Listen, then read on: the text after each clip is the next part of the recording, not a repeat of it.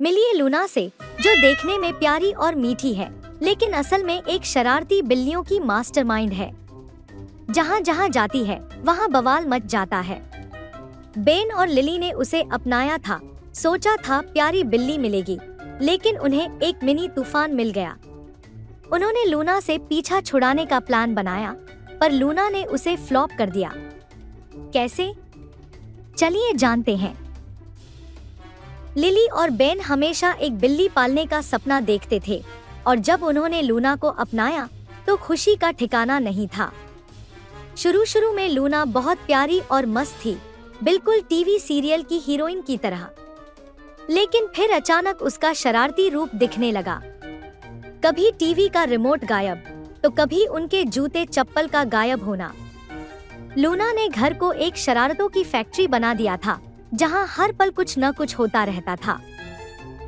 Luna अब वो शांत बिल्ली नहीं रही थी जिसे लिली और बेन ने अपनाया था।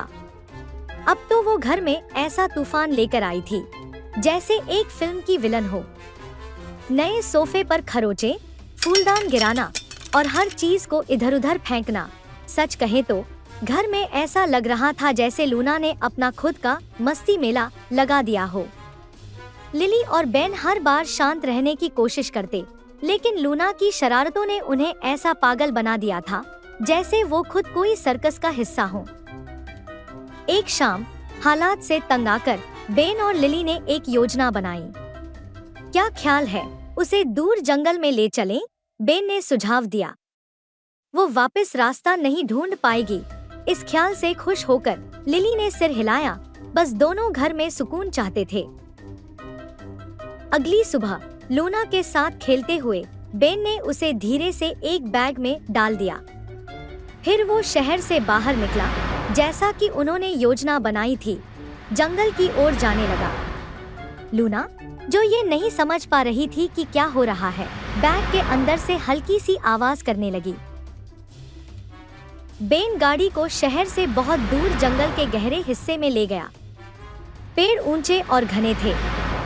बेन ने सोचा ये बिल्कुल सही जगह है, और उसने लूना को वहां छोड़ने की तैयारी की। जब बेन ने बैग खोला तो लूना बाहर आई और घने जंगल को देखकर समझ गई कि उनका क्या प्लान है। बेन ने सोचा अब यहाँ से भागो और सुकून की जिंदगी गुजारो। जब वो कार की तरफ गया तो लूना वहीं खड़ी रही, उसकी चतुर आंखों से देख रही थी, जैसे कह रही हो, शायद तुम भूल तो नहीं गए कि मैं भी लूना हूँ। जब घर की बेल बजी तो लिली ने दरवाजा खोला। उम्मीद थी कि बेन होगा, लेकिन सामने शरारती मुस्कान के साथ लूना खड़ी थी। वो समझ ही नहीं पाई कि ये यहाँ कैसे आई। बेन उसके पीछे परेशान खड़ा था। मैं तुम्हें सब समझा सकता हूँ। सब हमारे प्लान के हिसाब से हो रहा था।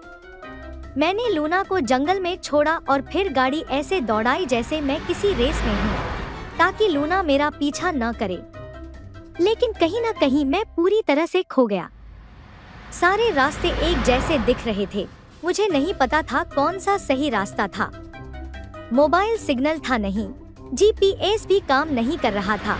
कहीं भी जाता तो वही रास्ता, वही मोड़। मुझे लगा मैं यहाँ फंस गया हूँ। अब कौन मेरी मदद करेगा? फिर अचानक मेरे सामने लूना आराम से चलती हुई दिखी, जैसे कोई ट्रैवल गाइड हो। मैंने सोचा शायद ये जानती हो कहाँ जाना है, तो मैं भी उसका पीछा करने लगा, बिना सोचे कि वो कहाँ जा रही है। क्या तुम यकीन करोगी, इसने मुझे सीधे घर वापस ला दिया, और वो भी बिना जीपीएस के। मैंने तो इसे जंगल में छोड़ने का सोचा था, और ये मुझे घर वापस ले आई। अगर ये न होती तो शायद मैं जंगल में भटकता रहता था। बाद में दोनों लूना की चालाकी पर हंसी रोक नहीं पाए, ये सोचते हुए कि बैग में बंद होकर भी वो घर का रास्ता कैसे जान गई। लिली ने लूना को देखा और कहा, हम ये नहीं कर सकते।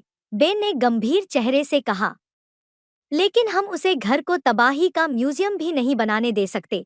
फिर दोनों ने ठान लिया कि चाहे कुछ भी हो अब लूना को साथ रखेंगे, और ये भी उम्मीद करने लगे कि शायद कुछ दिन बाद चीजें बदल जाएं। अगली सुबह लिली और बेन हैरान रह गए। लिविंग रूम एकदम साफ था, सोफे पर न एक खरोंच, न कोई चीज इधर उधर पड़ी थी। लूना अकेले बैठी थी, एक छोटी सी गेंद से खेलते हुए, जैसे किसी ने उसका शरारती कनेक्शन काट दिया हो। दोनों ने एक दूसरे को देखा और सोचा, ये कौन सी नई लूना है? लगता है शरारतों की मास्टर ने अचानक शांति का अवतार ले लिया हो। उस दिन के बाद से लूना एक बिल्कुल नई बिल्ली बन गई। अब घर में कोई हंगामा नहीं मचाती थी, जैसे शरारतों के सारे ऑर्डर कैंसल हो गए हों। घर में शांति फैल गई।